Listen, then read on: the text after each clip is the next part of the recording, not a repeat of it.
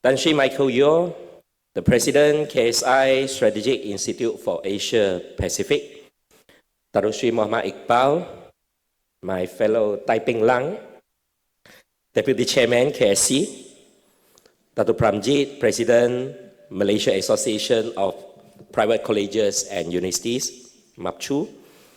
Associate Professor Ellen Jolan, President, NAPE, speakers, role players, members of the media, ladies and gentlemen, a very good morning to everyone. Salam Jatra, Salam Malaysia Madani.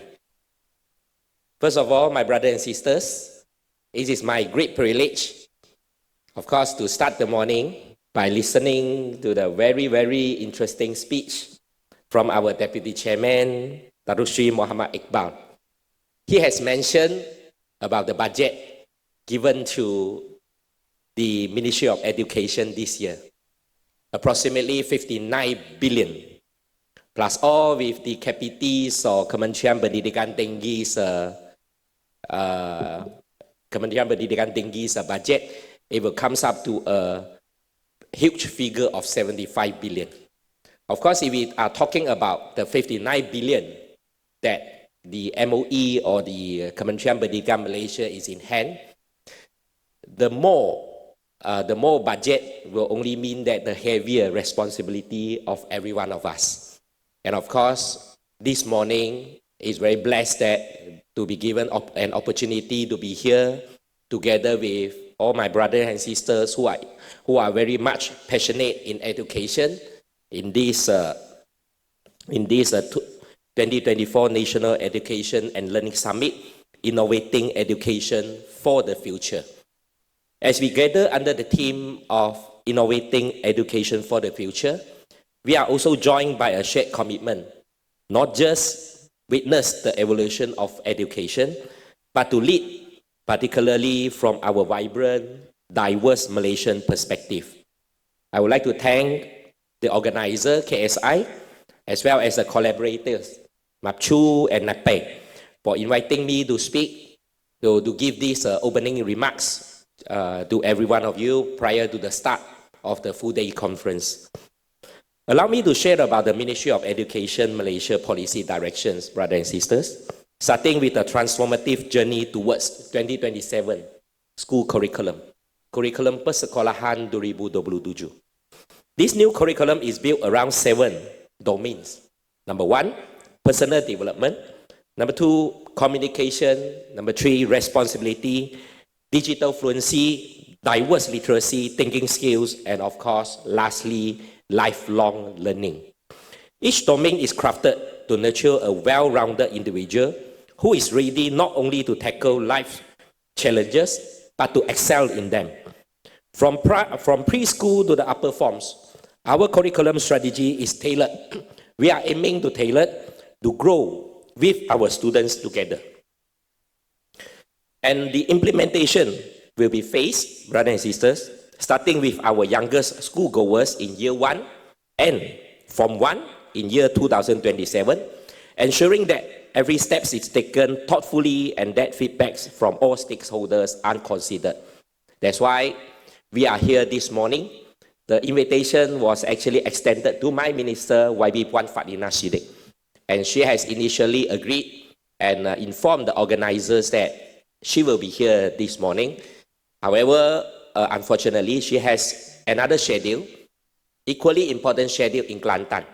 And let me share with you her journey in Kelantan in the past 3 days. I was with her full day yesterday in Kuala, Kelantan. We started our journey to Kelantan on Sunday night, and yesterday for a whole day we only visit one school. Perhaps some of you may think that, oh, what happened to this minister and this deputy minister? Both of you go to a place that is 3 hours away and you only visit one school and just enjoy your days there. And definitely not, brothers and sisters. We started our journey yesterday 8:30 in the morning from our homestay to SK Sri Permai, Kuala Musang. SK Sri Permai is located 2.5 hours away from Pekan Kuala Musang. It is in a Orang Asli settlement is around 40 to 50 kilometers away. Of course, if you take plus highway, it wouldn't take more than 30 minutes for you to reach the destination. But the fact that our rombongan have to go into more than 24 times 4, go into the jungles, passing by all the rubber estates, and also the oil palm estate, before we can reach our destination to a school called SK Sri Burmai. What is so special about SK Sri Burmai? Just now when we were in the holding room, we were talking about the issue of keciciran. How do we ensure that our kids, be it from those in Darjah 1 or for those expanding their studies from Standard 6 to Tingkatan 1 or Form 1, how do we ensure that all our kids will not be dropped out from the school? And of course, in places, in urban places, semi-urban places, and rural, and we don't talk about pedalaman, in rural places, we still have our strategies to do whereby we provide better educations and so on. But for our friends in pedalaman, from the interiors, to them, a 10 kilometer or 5 kilometer rides by motorcycle is really, really far for them. Just like what I said, a short 40 kilometer journey, it took us more than 2.5 hours to reach in a very bumpy route. We reached the school at 11 a.m. in the morning. Started our journey at 8:30 a.m. 11 a.m. we reached, and we have visited the classrooms, and we have officiated the SK Sri Burmai Scholar Comprehensive K9. Scholar Comprehensive K9 simply means that the students will be arranged to study under the same roof from Darjah 1 until Tingkatan 3, a 9 years long education. And SK Sri Burmai Kua Musang is one of the expanded schools for K9s this year for year 2024. Overall, in the past few years, MOE or KPM, we have altogether established 17 K9 schools all over Malaysia. And for year 2024 alone, under the leadership of YB Fadnina Siddiq, we managed to open up another 11 K9 schools throughout Malaysia, from Sabah to Selangor to Pahang and also Kelantan. And we can see, yesterday when I listened to the speech by the headmaster, I still vividly remember he said in Bahasa, he said, YB, kejayaan sekolah ini adalah kita berjaya dengan pelaksanaan sekolah K9 ini, K9 ini. Kita telah pun berjaya untuk membuat pendaftaran setiap satu belajar dari darjah 6 ke tingkatan 1. None of them were dropped out from the school. That is a success story for K9 school. The headmaster told us in his speech, YB, I'm very emotional today because with the opening of the K9 school, previously when the kids studied from standard 1 until standard 6, and after that, they will left the school and go back to their kampongs. But this time around, with the opening of the K9 school for the Tingkatan 1 in SK Sri Burmai, SK is Sekolah Kebangsaan, not Sekolah Menengah Kebangsaan. SK Sri Burmai, the school managed to register each and every of the graduates, each and every of the standard 6 students do their Form 1 this year. And altogether, 26 of them, 26 anak-anak kita from our Orang Asli settlements have successfully registered, and they will continue their studies at least until Form 3. And for that particular school, MOE is now planning to build a new block for them so that we can expand K9 school to K11 in years to come.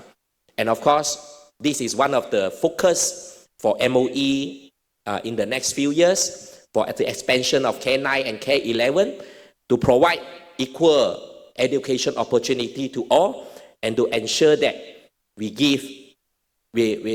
provide the education opportunity to those who are in need.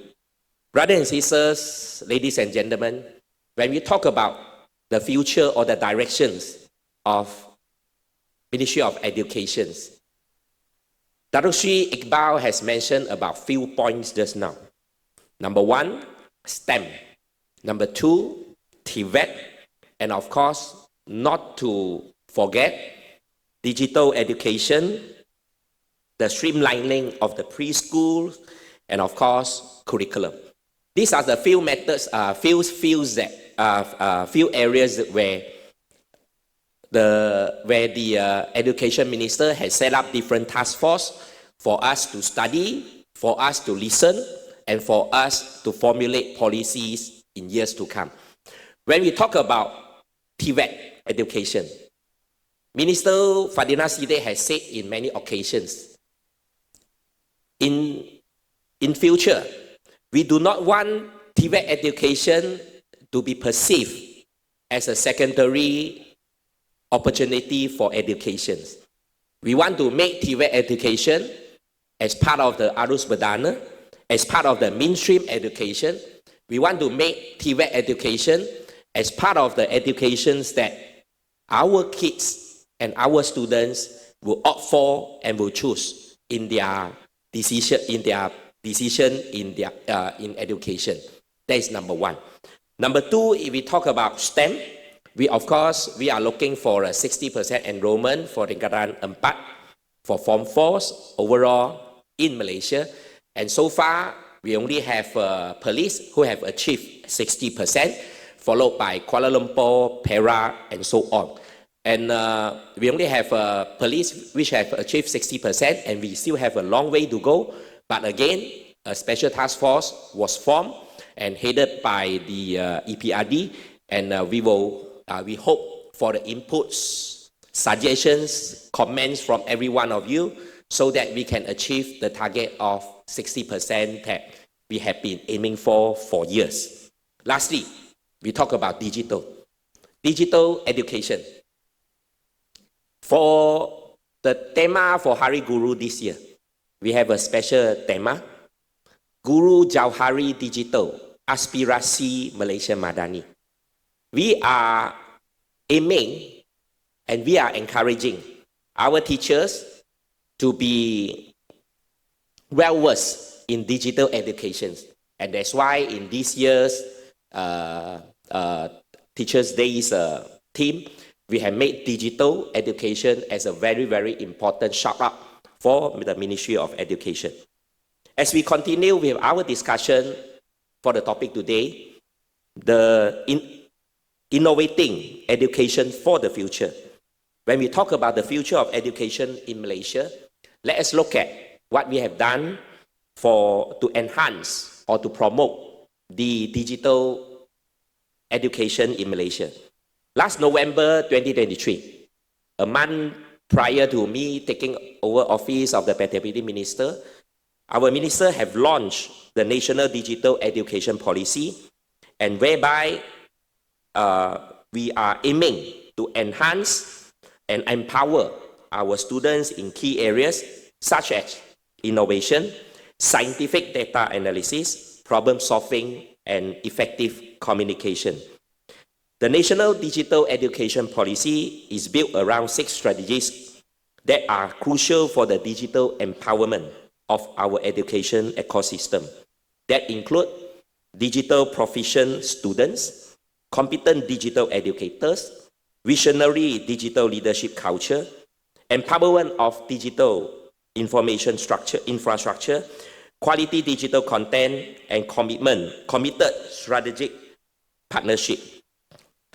To bridge the digital divide between the urban and the suburban and the rural areas, MOE have elevated 367 teachers' activity centers and 16 education technology and resources sectors throughout Malaysia to centers of excellence for digital education. These are the centers for our teachers to go and learn, to go and improve themselves, to go and equip themselves with the digital advancement in the nation. This enhancement ensures that digital learning tools and methods reaches every corner of our nation, providing equitable access to all the students. And as of October 2023, We have screened the digital competency levels of 301,844 teachers, with results showing that while the majority are at an intermediate level, there are ongoing process and commitment to elevate their skills to higher standards. And our policies also supports principals and school administrators by providing resources to foster a visionary digital leadership culture. I'm not too sure how many of you have gone into this platform, innovated and put up by KPM since year 2019, if not mistaken, in place for this system called One Bestarinet. Of course, when we talk about the infamous One Bestarinet, it is something that we should learn, a lesson that we should learn as to how do we not deal into some failure projects. But when dilemmas come in back in 2019, a year prior to COVID-19, pandemic COVID-19, we have seen that how our in-house resources from KPM managed to develop a system, a platform called Dilemma, and overall Dilemma supports over 5.3 million users, providing interactive and engaging educational content that is easily accessible and highly beneficial for the continuous development of both the students and also the teachers. If you go into Dilemma platforms, you can see a lot of materials that are being uploaded by our teachers. The materials they are actually created, the content that are actually created by our teachers for the benefit of our children. And of course, MOE is working very hard to encourage our students to go into Dilemma, to get something more out from their textbook, and at the same time, to ensure that this Dilemma platform will continue helping the progress of the education in Malaysia. The National Digital Education Policy also amplifies our commitment to advancing digital literacy across Malaysia. By enhancing digital infrastructure and promoting ongoing professional development and collaboration among educators, we are ensuring that digital literacy is an essential skill for all Malaysian students and teachers. Ladies and gentlemen, there is a popular Chinese saying, 10年树木, 100年树人.